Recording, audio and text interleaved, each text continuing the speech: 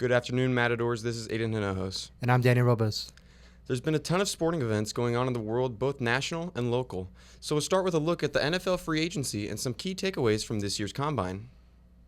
So, Daniel, this year is a very different year for NFL and the free agency, and as well as the combine. I think that it's going to be very interesting because this year's draft class, I feel, is just very different.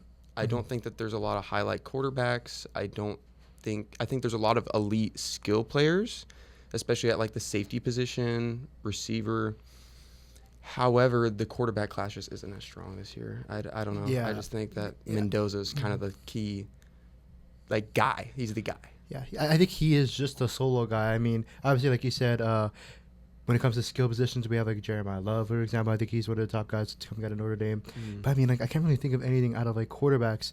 I mean, you have Diego Pavia, like he was a solid quarterback at Vanderbilt, but I mean, like that's really He's all I can just really think about. Plummeting his draft stock every single day, and it's unfortunate because I was a big Pavia guy for a little while, and then the off-field stuff started to happen, and it just kind of makes you look at a player a little bit differently when you kind of see like, okay, this is your character. So that's very unfortunate. As far as free agency goes, top free agents, what are we thinking? I don't know, but I kind of want to start off with kicker Brandon Aubrey from Dallas Cowboys. Like, I think, although yes, he's a kicker, I think he is the best kicker in the league. I mean, he can kick from 60 yards out like it's nothing. And there have been talks where he had a shutdown where it was like, he had like an $8 million a year deal, which would have been a record for kickers in the league as a whole. But he's like, no, that's not true. Like, I mean, who knows? Maybe he would have accepted it, maybe he would have not. But I think that rumor was very interesting. Like, and if it was like 100% true, like that's something where I'm like, okay, like if he doesn't want $8 million, what does he want? Like does he want 15? Does he want 10? Because he's such an elite kicker. I feel like he deserves it, but I just don't think kickers are valued that much, if that makes sense. I think I get what you mean, and it's very frustrating because you look at a guy like Aubrey and you see that, he's hitting these 60, 65-yard kicks, and that's hard to replicate. Yeah. And unfortunately, in this league, it's a system of kickers are replaceable, except the elite ones.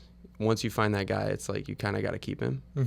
And I just don't think that, especially with how the Cowboys management has been in years past, there's a good chance that he just isn't a Cowboy by next season. But it's very interesting because like there's like this whole clause where like if he signs with another team, that team has to give him a first-round pick for the Cowboys. I remember hearing about that, and I thought really, So that was really interesting. So, it's a whole like a list. So there's definitely ups and downs to it. I think if that's the case, and I think that's something that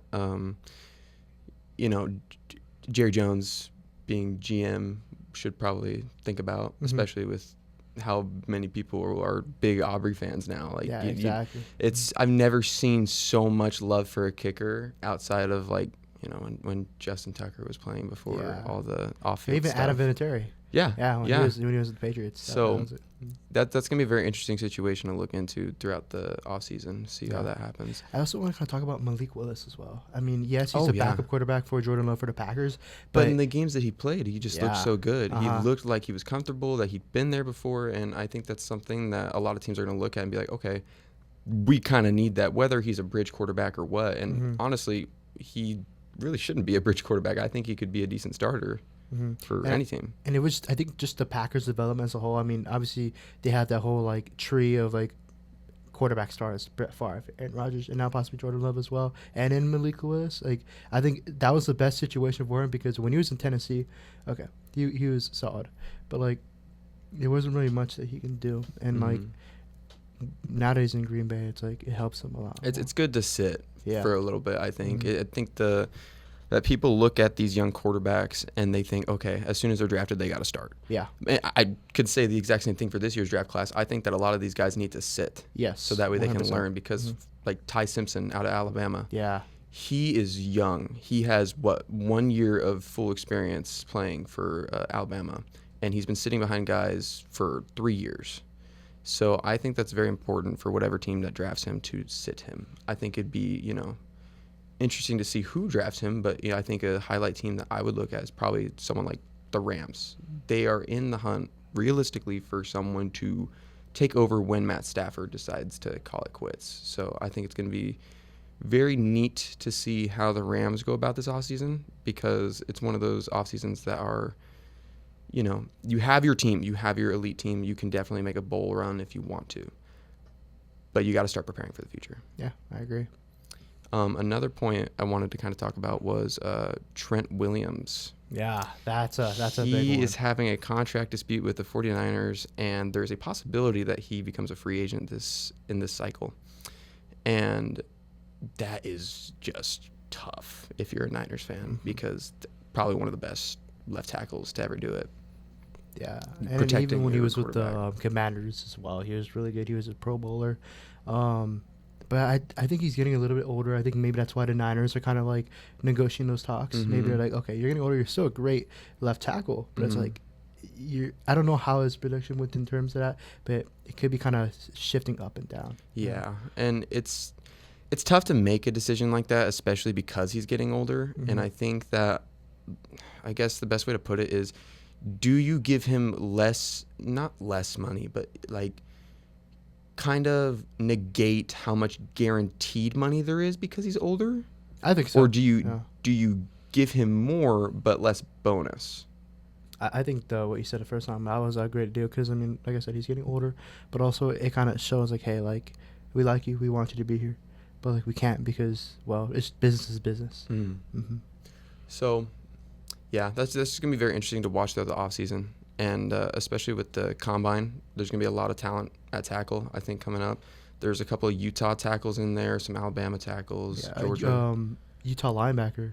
Or I'm sorry, Texas Tech linebacker was. Oh, yeah, Rodriguez. Yeah, Rodriguez. Yeah, he is nice. He is going to be like a one in a million. Yeah. I think. Fred Warner level linebacker, and that'll be very interesting to see. Mm-hmm. I don't know if he's doing the Combine or not. I'm pretty sure he is, but it's going to be very cool to see. Very cool to see. And, speaking of offense, I mean, our off-season, I kind of want to discuss, like, more about the Chicago Bears as well.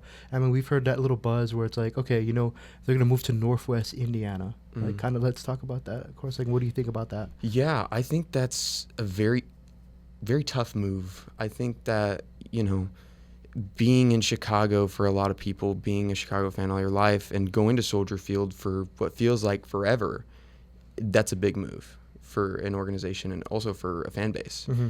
And although from what I've seen, it's only 25 minutes away, 30 minutes away, it's still, I feel like it would leave a bitter taste in my mouth if I found out my team was going to be leaving just for the sake of leaving, almost. Because when you look at the area that Chicago is moving their team to, it's near a small town. There's nothing but like warehouses and factories around there, and that's not really what I think of when I think of going to an NFL game, being around factories and whatnot. And it's just like, it's cool that it's on a lake, but it's not something that I would think is ideal for an NFL fan. Yeah, I think if you're to think maybe like the ideal side, yeah, sure, like they could build a lot of hotels, definitely more entertainment venues, like, because they have a lot more land.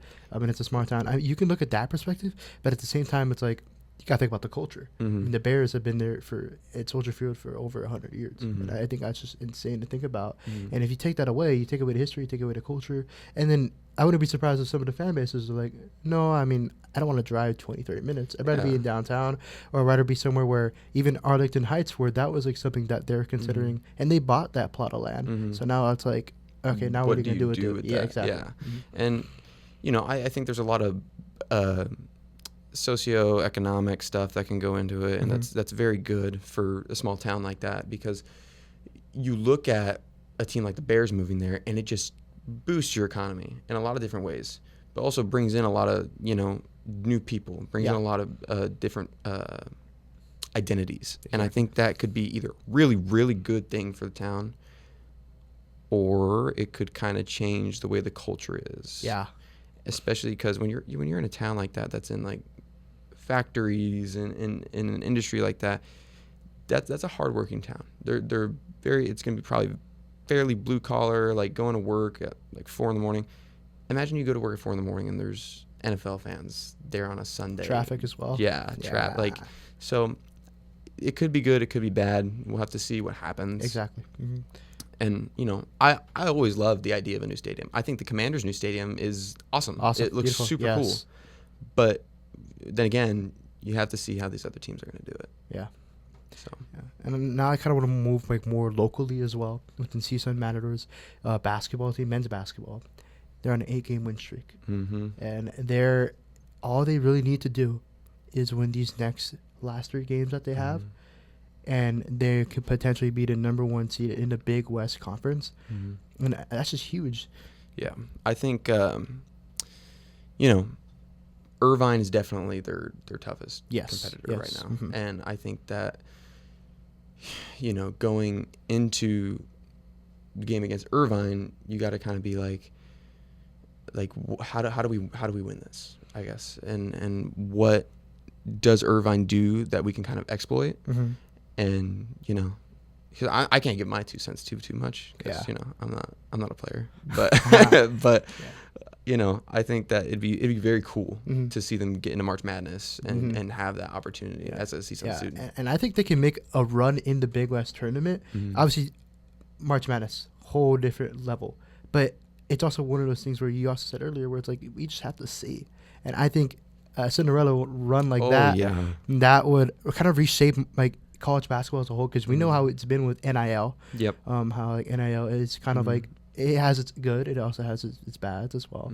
But it's also taking away that sense of Cinderella stories where you have all these bigger teams, they have the better players.